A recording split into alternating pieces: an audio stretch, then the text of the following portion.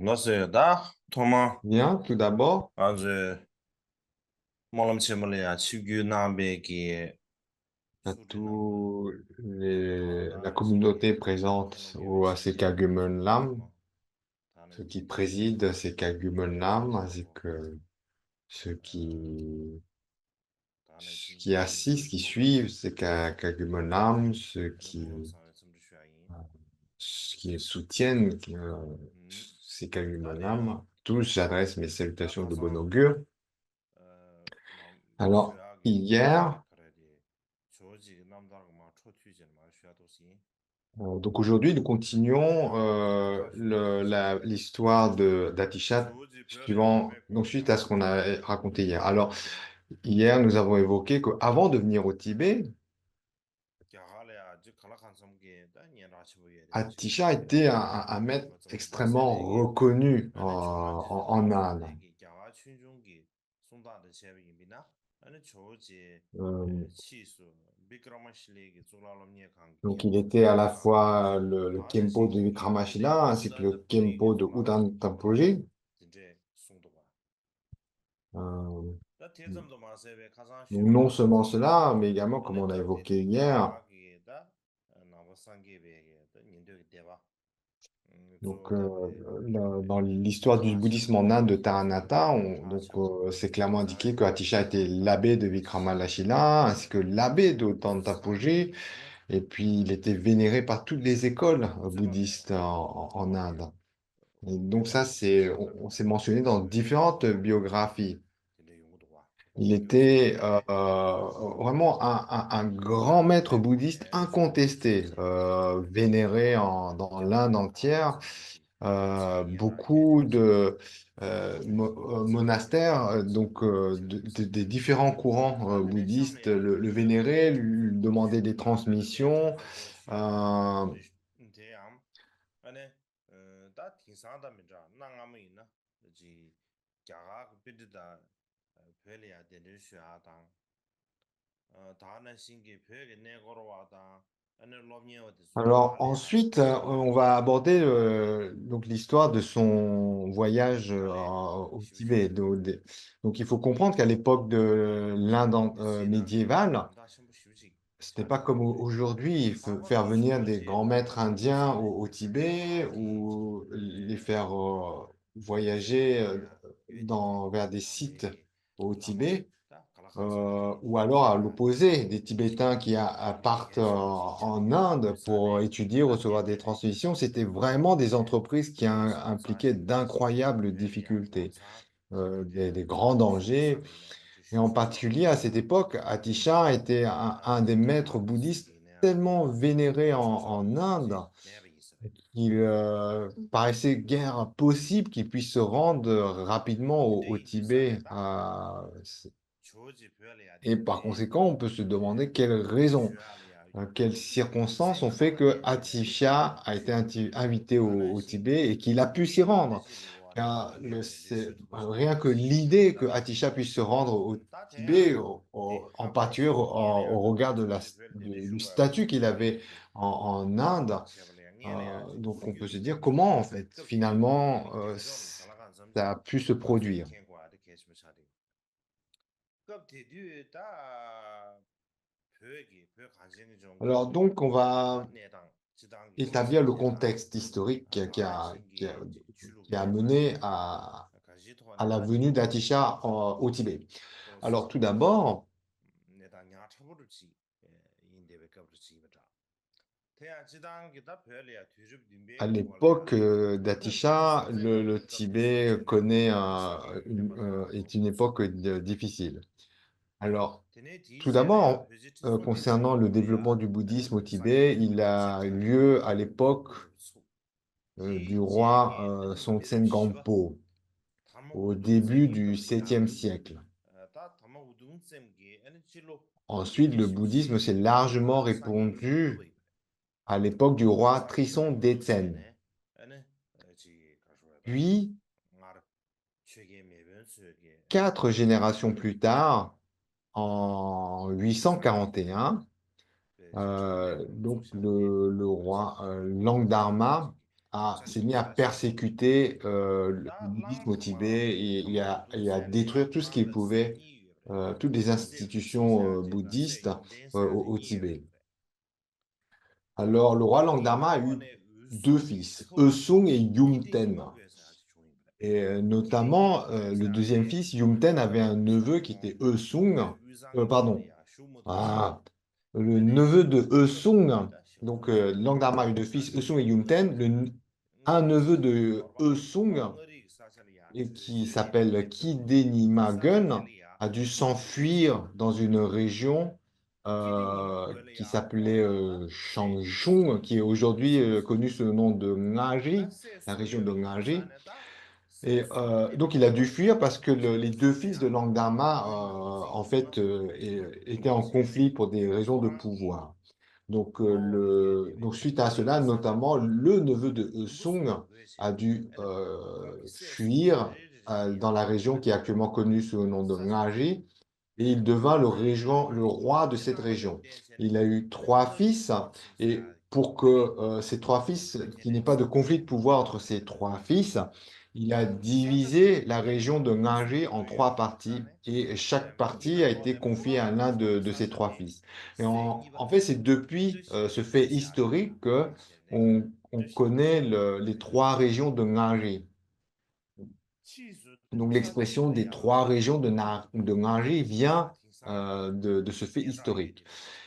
Et notamment, il y a eu la région de Purang qui était gouvernée par le deuxième fils nommé Kashidegun. Et, donc, et c'est à partir de ce moment-là que s'établit la célèbre dynastie Gugé dans cette région. Alors, donc, Tashidegon, il a deux fils, dont l'aîné s'appelle Songye. Donc, il a deux noms, mais la plupart l'appellent, enfin, c'est Songye, le nom le plus commun. Et donc, l'aîné des deux fils, Songye, devient roi et par la suite, il prend les vœux monastiques, il devient moine et reçoit le nom de La Lama Yeshe. Donc, ce fut un roi qui devint moine, donc, il y a eu le nom de lama, de la lama Yeshe, où on peut parler d'un lama, d'un roi lama. Et pourquoi on parle de ce la lama Yeshe? C'est parce qu'il a eu une influence incroyable sur l'histoire du Tibet. Il y a trois raisons pour lesquelles il a eu une telle influence. Alors, la première, c'est qu'il a contribué au développement des enseignements à partir de la région de Te. Il a notamment établi la transmission des vœux des trois palas. Et donc, c'était une nouvelle. Les vœux des trois palas, donc il a régénéré en établissant cette transmission des vœux monastiques, des vœux du Vinaya. Donc, c'est appelé les vœux des trois palas. Et puis aussi, il a fondé dans la région de Ngari le monastère de Toding. Et ce monastère, c'est le plus ancien de l'histoire de la région de Ngari. Et il a été préservé dans une grande mesure jusqu'à nos jours. Alors, la deuxième raison, est qu'il a invité le grand Pandita Atisha. Et la troisième région est qu'il a encouragé, il a contribué à ce que de nombreux traducteurs, y compris le grand traducteur Rinchen Zampo, à traduire de nombreux textes, qui a permis donc le développement de la nouvelle transmission des mantras secrets. Alors,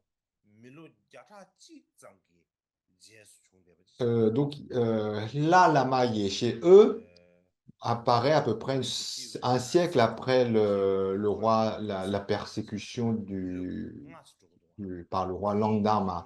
Donc, lorsque le roi Langdama persécute et fait décliner le bouddhisme au Tibet, donc à peu près 100 ans après vient ce lama Yeshe, ce roi lama, c'est-à-dire à peu près 5 générations après.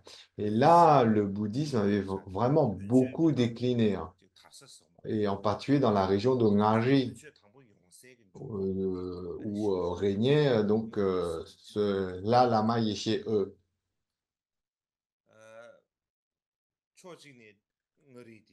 Et donc, dans la région de Ngari, notamment, la religion bonne s'était mise à se développer et très peu dans cette région connaissaient les enseignements du Bouddha.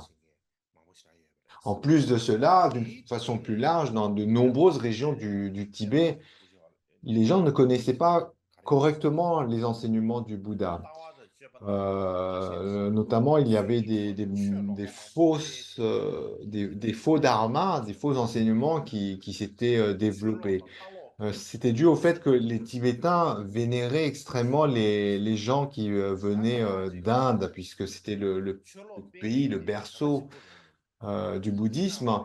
Et de ce fait, certains mauvais maîtres en Inde, lorsqu'ils savaient qu'il y avait de l'or, qu'on pouvait se faire de fortune en allant au Tibet, et donc certains maîtres un peu douteux se sont mis à venir au Tibet pour enseigner différentes sortes d'enseignements. Mais euh, leurs enseignements des mantras secrets étaient incorrects, donc ce qui a mené à beaucoup de confusion. Et,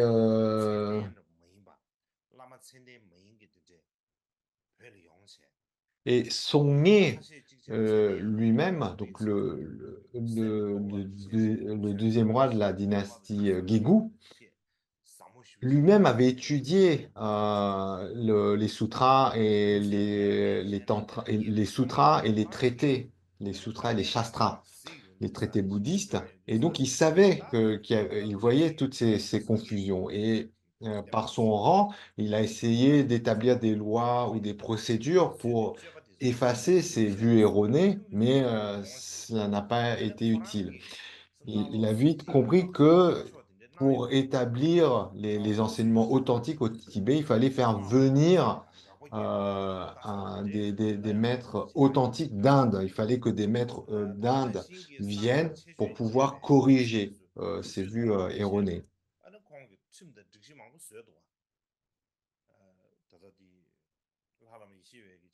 Et c'est de là hein, que vient l'idée d'inviter le grand maître Atisha. Et ça, donc, comme on l'évoquait tout à l'heure, c'est le deuxième héritage de l'Alama Yeshe-e.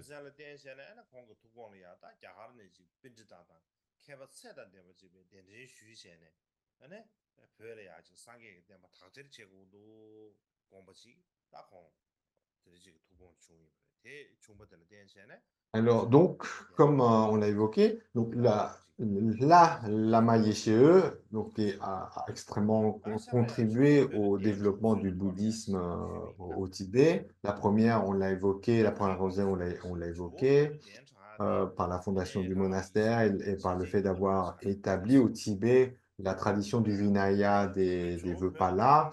Et son deuxième héritage de la Lama Yeshe-e, c'est d'avoir invité Atisha à venir au Tibet pour éliminer toutes les confusions qu'il y avait par rapport aux contradictions qu'il y avait à l'époque, liées à la dégénérescence du Dharma au Tibet. Et donc, pour rétablir des enseignements authentiques au Tibet, là, Lama Yeshe a eu cette initiative, ce projet d'inviter euh, le grand maître Atisha, parce qu'il voyait que les Tibétains respectaient avec une immense dévotion les maîtres qui venaient d'Inde. Et donc, il fallait faire venir des maîtres en Inde, mais des vrais, ceux qui étaient hautement qualifiés.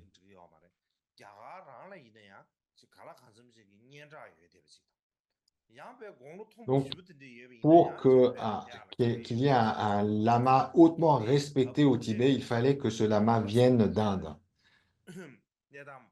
Et alors ensuite, donc la question était de savoir qui faire venir. Il fallait que ce soit un maître de grand renom en Inde, qui ait un âge lui permettant de voyager au Tibet. Il fallait que ce maître soit instruit à la fois dans les sutras et les tantras, qu'au niveau de sa conduite, il puisse être inspirant. Et au regard de tous ces critères, là, Lama Yeshe a donc pensé à faire venir hmm, Atisha lui-même, le grand maître Atisha lui-même.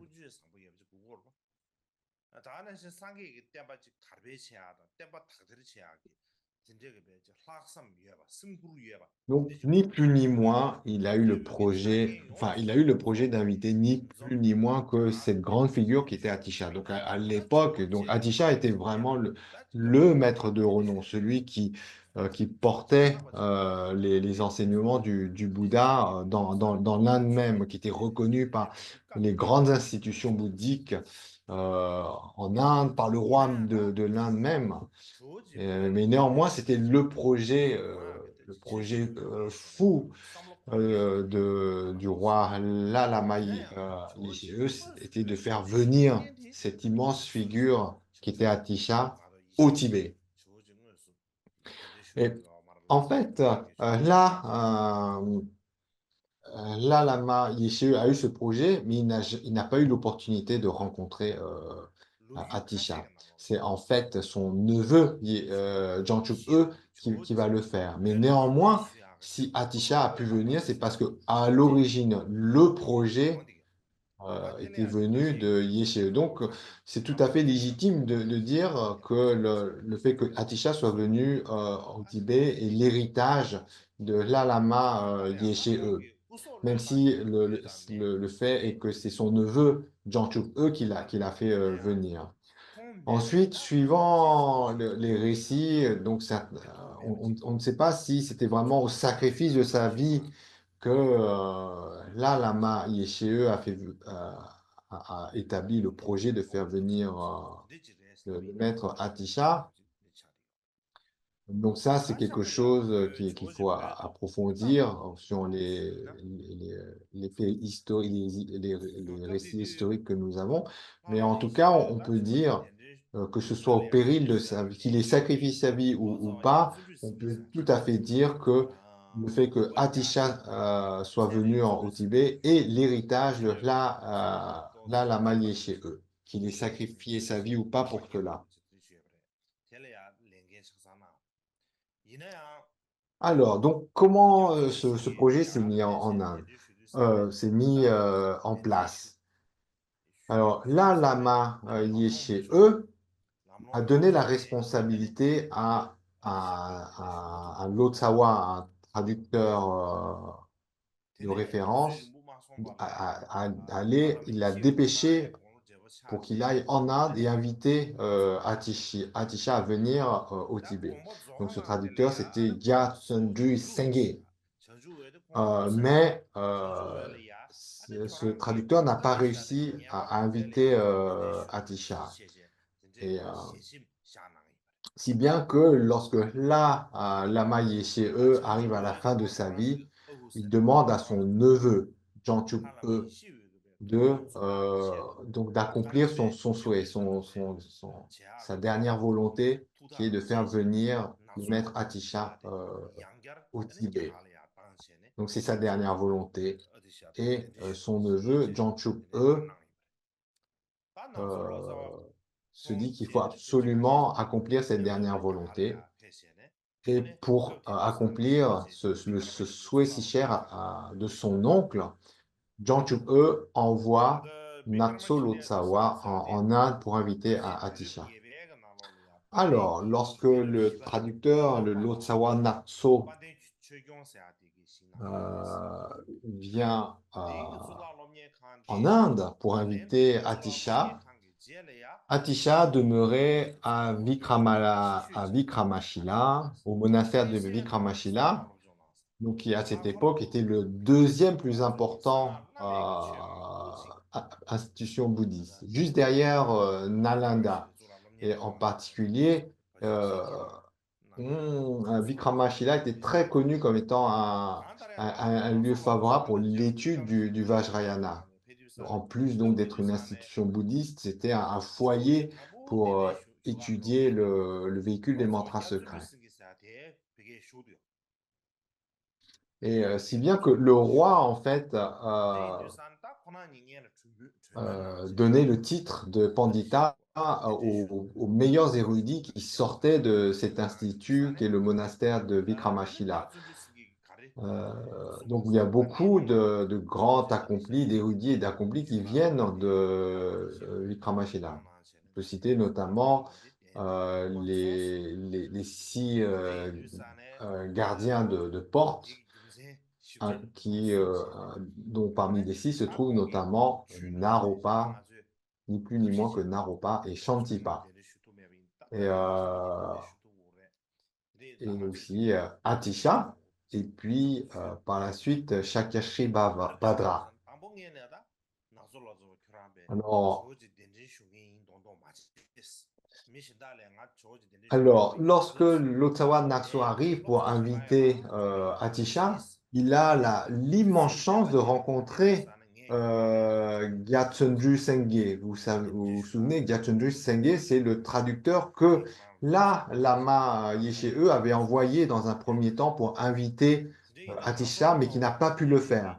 Mais le deuxième traducteur, Naruto Lotsawa, rencontre le premier qui a été envoyé pour cette mission, et si bien que il sait la situation, il sait pourquoi Gyatso Sengye n'a pas réussi à inviter Atisha. Non seulement cela, Gyatso en fait le conseil, il lui dit, pour inviter Atisha dans un premier temps, n'y va pas directement.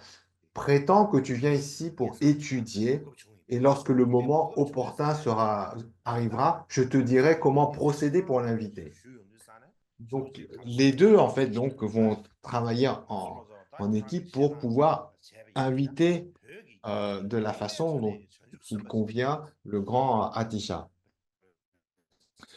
Et en fait, un an après l'arrivée de Naxo, et donc ce groupe, l'Otsawa Naxo n'était pas arrivé seul, mais il est arrivé avec une équipe dont eux firent tout d'abord donc semblant d'être venus pour étudier. Et puis, lorsque le moment est venu, hop, ils exposent l'invitation à Atisha en expliquant les circonstances. Et là, Atisha, entendant tout le récit, le pourquoi et comment, il se dit que ce roi du Tibet doit être un vrai bodhisattva et qu'il ne serait pas juste d'aller à l'encontre de ce projet, du projet d'un bodhisattva. Et il se dit alors donc, que cette équipe soit venue en ayant traversé toutes ces épreuves pour l'inviter ainsi. euh, il doit vraiment trouver un moyen pour aller au Tibet.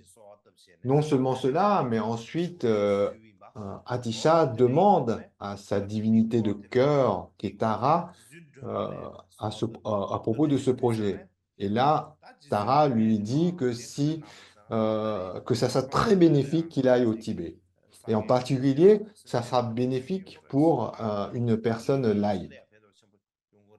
En fait, cette personne laïque était Dromtonpa.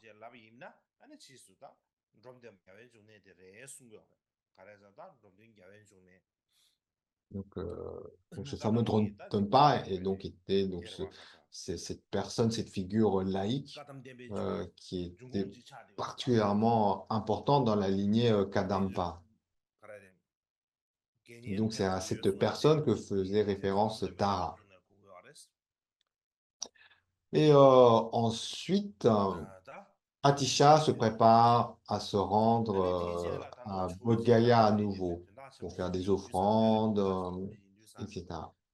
Il se prépare et dans ses préparatifs, Khenpo Jana Shri Mitra lui donne une poignée de conques Euh, Jumbo ce Kempo Dhyana Shimitra, il lui donne une poignée de coke en lui dit, oh, quand tu iras à, à Bodh Gaya, donne ces cons ou ces objets à une vieille dame. Il a décrit une vieille dame avec des dreadlocks. Euh, et donc, il entend et donc il a identifié par la description de ce Kempo. Et lorsqu'il arrive, il rencontre cette dame âgée.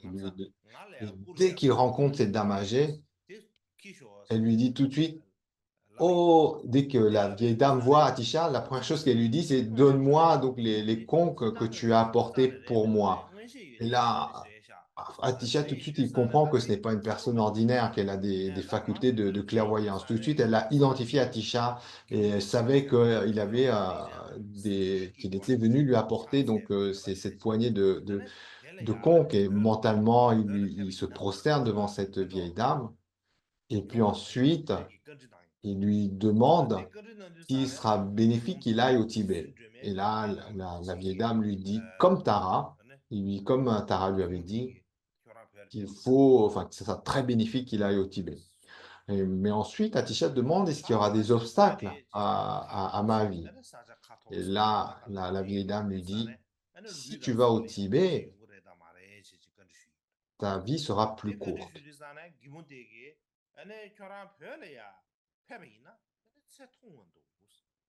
Donc, elle lui dit, hein, si tu vas au Tibet, ta vie sera plus courte. Et donc, dès qu'il entend ça, Atisha ne peut s'empêcher de dire, comment plus courte?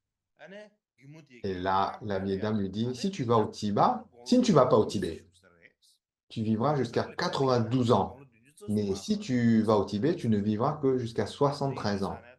C'est-à-dire pratiquement 20 ans de moins.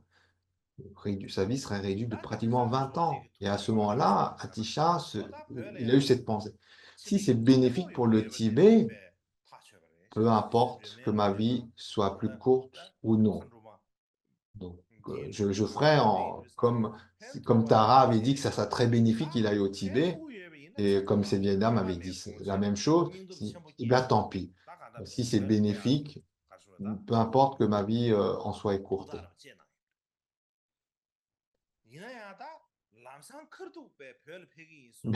Donc, même si à ce moment-là, il s'était décidé à partir au Tibet, il pouvait le faire.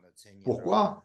Mais parce que il avait un tel rayonnement en Inde que le roi de l'Inde et les autorités monastiques en Inde ne l'ont absolument pas autorisé à partir au Tibet. Alors, euh, donc, tous ceux qui avaient confié les responsabilités à Atisha, toutes les écoles qui demandaient, qui s'appuyaient sur Atisha euh, alors donc, et le roi même, aucun officiel ne l'aurait autorisé à partir au Tibet. Mais par conséquent, il a le projet enfin, il prétend faire un pèlerinage à différents endroits. Et lors de ce pèlerinage, hop, ils vont finalement vers le Népal.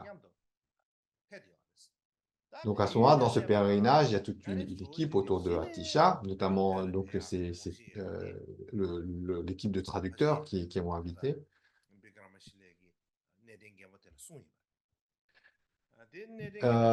Et néanmoins, donc à l'époque, dans un des anciens du monastère de Vikramashila, donc déjà, il s'était senti pas confortable à l'idée que Atisha fasse ainsi un long pèlerinage. Et donc, euh, et il avait envoyé et donc il avait voyagé. Donc cet ancien du Vikramashila, il avait voyagé avec Atisha. Il faisait partie donc du cortège. Et lorsqu'ils arrivent au Népal et que cet ancien du Vikramashila apprend le projet d'Atisha de se rendre au Tibet, il dit à Nakso Lotsawa, oh, vous n'êtes pas venu ici pour faire des études. En fait, vous êtes en train de nous kidnapper, Atisha. Euh, et donc, il était tout à fait opposé à laisser partir Atisha. Déjà, il y avait un doute, et c'est pour ça qu'il s'était joint au cortège du pèlerinage. Et là, vraiment, il est au contenu des responsabilités qu'avait Atisha en Inde, il ne pouvait pas. Et donc, il fait promettre à Natso Lotsawa de ramener Atisha en Inde. Il dit si on perd Atisha au Tibet, eh bien, le bouddhisme risque d'être détruit en Inde, tellement Atisha en fait portait les enseignements en Inde. Et par conséquent, ils se mettent d'accord que Atisha ne passera pas plus de 3 ans au Tibet et qu'il retournerait ensuite en Inde. Natso Lotsawa prête serment et suite à cela, euh, donc, Atisha part au Tibet.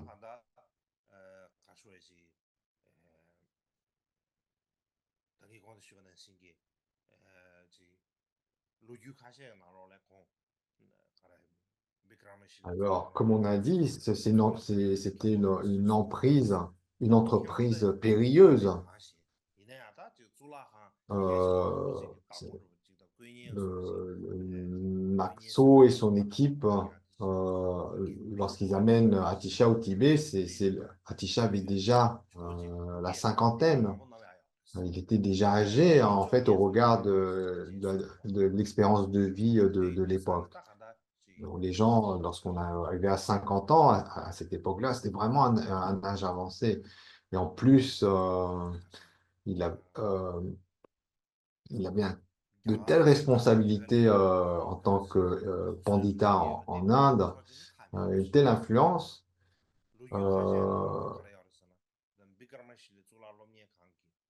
euh, donc il avait en fait tellement de responsabilités, on dit qu'il portait un trousseau de clés des principaux instituts bouddhiques. Et son trousseau de clés contenait au moins 18 clés différentes. Euh, euh, donc, c'est la raison pour laquelle donc, le- les Indiens étaient tellement opposés au fait que Atisha parte au Tibet. Euh, donc, pour les bouddhistes en Inde, c'était impossible que Atisha quitte l'Inde. Il fallait qu'il reste.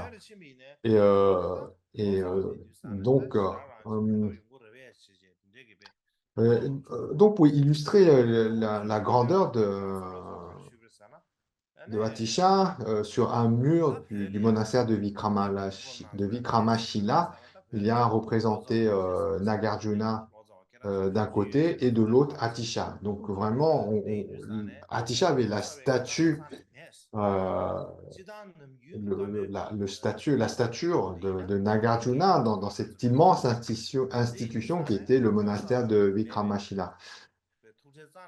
Et donc non seulement, alors, donc ceci dit, lorsque Atisha finalement, après cet engagement, cette promesse de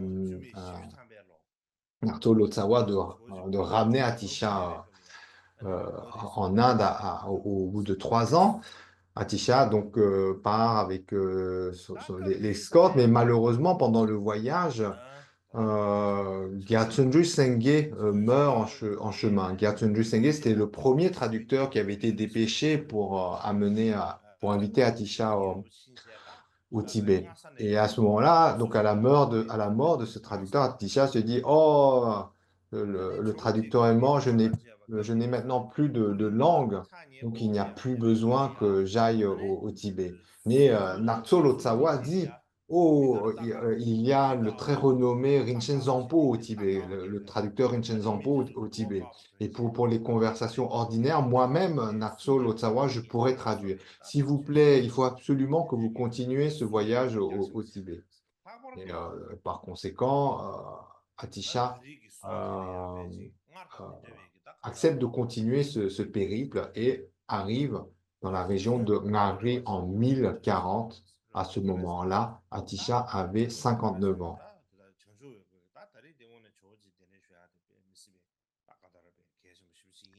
Et là, donc, Jangchuk-e, le neveu de Lama Yeshe-e qui était décédé, donc, Jangchuk-e avait donc depuis longtemps préparé l'arrivée à Atisha.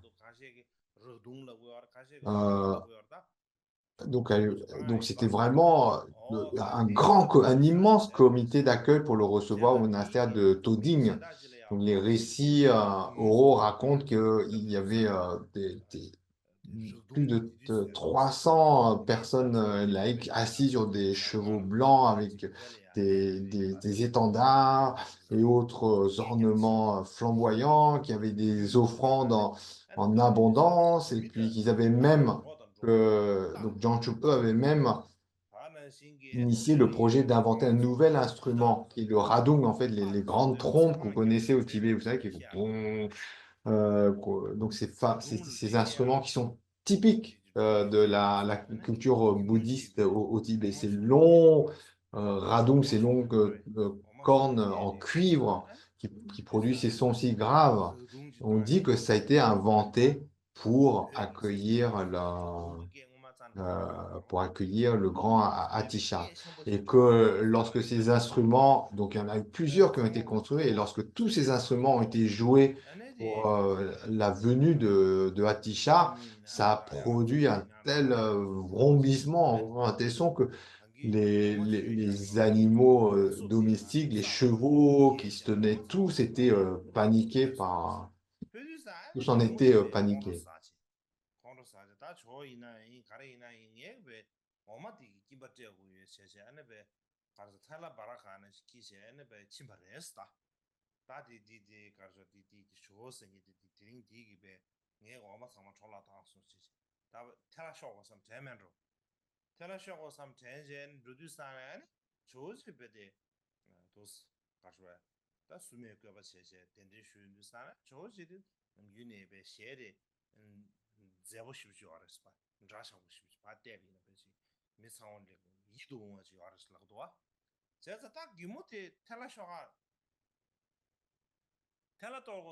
Et là, donc il y a eu pas mal, donc un peu comme une panique avec tous ces nouveaux radons, etc.